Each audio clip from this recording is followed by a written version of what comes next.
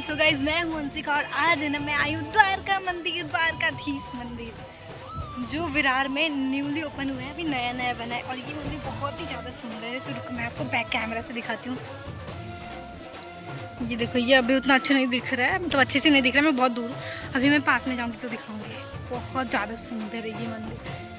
यहाँ पे बहुत लंबी लाइन लगी हुई है गाइस, मैं आपको दिखाती हूँ। इतनी लंबी लाइन, वो देखो मंदिर है वहाँ, और वहाँ से पूरा लाइन लगा हुआ। मेरे को तो दिखा भी नहीं दे रहा, धूप भी इतना तेज लग रही है। देखो सूर्य भगवान को वो भी नहीं दिख रहा है मेरे फ़ोन में, वो रहे देखो कितनी लंबी लाइन है। और हम लोग हैं इधर, और ये नीलू चलो।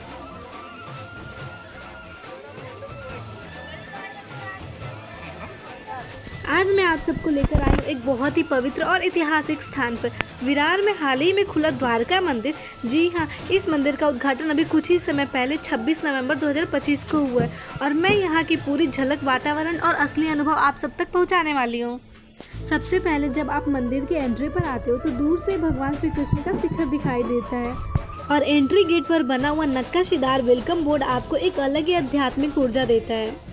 विरार में इतने भव्य कृष्ण मंदिर की शुरुआत का सपना कई सालों से था, और आखिरकार 26 नवंबर 2025 को इस मंदिर का शुभारंभ किया गया। उद्घाटन के दिन हजारों भक्तों ने यहां आकर दर्शन किए, भजन गाए और खुशियां मनाई। यह मंदिर सिर्फ एक इमारत नहीं है, यह भक्तों का विश्वास है। यहाँ आते ही मन शांत हो जाता और ऐसा लगने लगता है कि मानो खुद भगवान श्री कृष्ण हमें देख रहे हैं। अब मैं आ गई हूँ मंदिर के मुख्य गर्भगृह में। यहाँ विराजमान है द्वारकाधीश श्री कृष्ण। भगवान की मूर्ति इतनी आकर्षक है कि इसे देखते ही आपके मन में भक्ति और प्रेम जाग उठता है।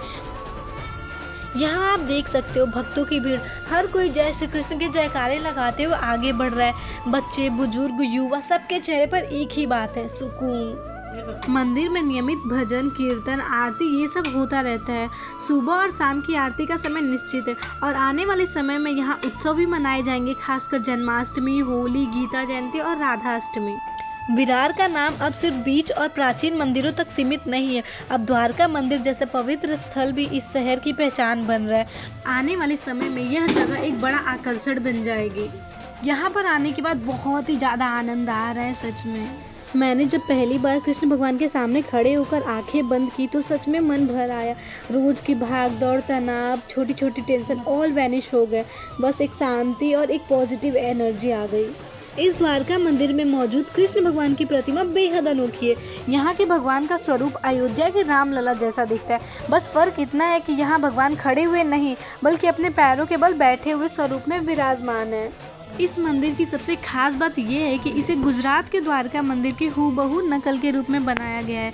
दीवारों के नक्शे, शिखरे की ऊंचाई, सीढ़ियों के आर्किटेक्चर, झंडों का लहराता स्वरूप, हर डिटेल में द्वारका का ही असर दिखाई देता है। ऐसा लगता है मानो द्वारका का दर्शन विरार में ही हो रहा हो। ये उन भक्तों के लिए वरदान है जो द्वारका नहीं जा पाते।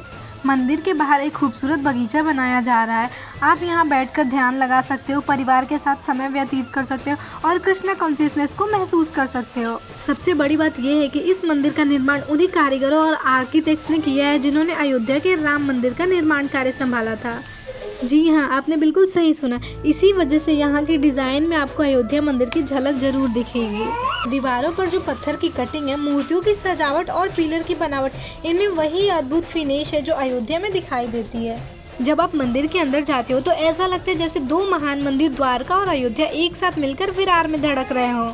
मंदिर के बिल्कुल पास में एक और अद्भुत जगह बनाई गई है जो पहली नज़र में देखकर ऐसा लगता है जैसे हम वृंदावन आ गए हो। यहाँ एक गोवर्धन पर्वत जैसा स्ट्रक्चर बनाया गया है, लेकिन ये असली गोवर्धन पर्वत नहीं है, ये गिरिराज जी महाराज के स्वरूप जैसा लगता है। जब आप इस पर्वत के पास रहते हो तो ऐसा महसूस होता है जैसे गिरिराज जी स्वयं यहाँ विराजमान हो। पर्वत की बनावट, उनकी नेचुरल कर्व्स, उनका रंग, सब कुछ इतना रियल लगता है कि कुछ पल के लिए लगता है कि हम मथुरा वृंदावन की लीला भूमि में खड़े हैं। मुझे व्यक्तिगत रूप से जो चीज़ सबसे गहरी लगी वो यहाँ की आध्यात्मिक ऊर्जा। कृष्ण के सामने बैठते ही अंदर की चिंता पिघल जाती है। ऐसा लगता है जैसे हमारा अस्तित्व खुद भगवान की गोद में बैठ गया हो। यह सिर्फ एक धार्मिक यात्रा नहीं, एक सोलफुल एक्सपीरियंस है। अगर ध्यान से देखें तो यह मंदिर भारत की दो सबसे महान परंपराओं को जोड़ता है।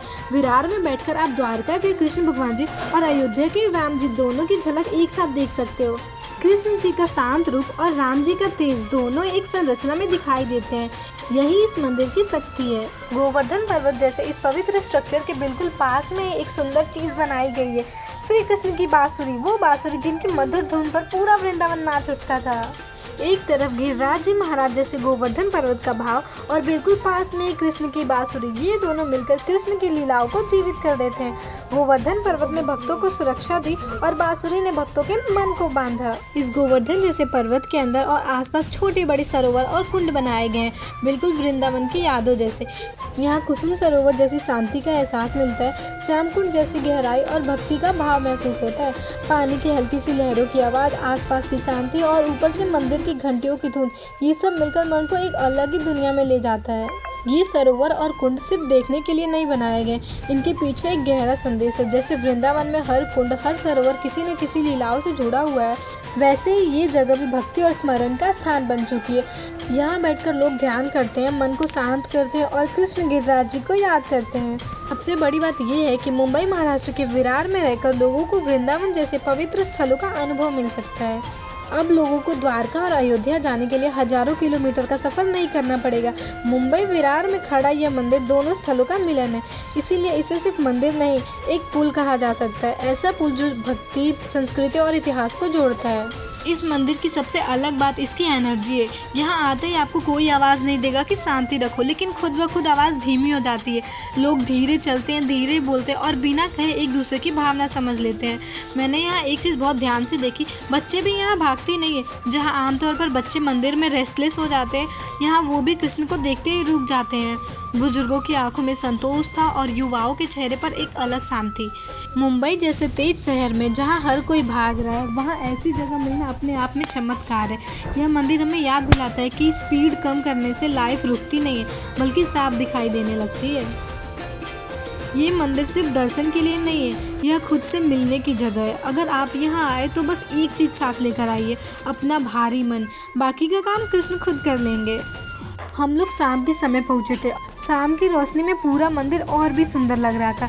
धीरे धीरे जलती लाइट से शिखर पर लहराता ध्वज और पीछे से आती आरती की तैयारी, सब कुछ मिलकर माहौल को दिव्य बना रहा था। तभी हम लोगों ने पूरा मंदिर घूम लिया, हमने दर्शन भी कर लिए। गिरिराज के गोवर्धन पर्वत, वहाँ पे सारे सरोवर, सारे कुंड थे, हमने उसके भी कर लिए दर्शन। द्वारकाधीश श्री कृष्ण के भी हो गए दर्शन। और अब हम लोग जा रहे हैं घर। मुझे जाने का मन नहीं करा, सच बता रही हूँ, लेकिन जा रहे हैं हम लोग, क्योंकि शाम भी हो गया, रात हो गया, थोड़ा ट्रैफिक बहुत ज़्यादा मिलेगा, तो अभी हम लोग जा रहे हैं। तो चलो मैं मेरे वीडियो को यहीं पर एंड करती हूँ। मेरे वीडियो को लाइक कर देना, चैनल को सब्सक्राइब कर देना। बाय, राधे राधे, जय द्वारकाधीश।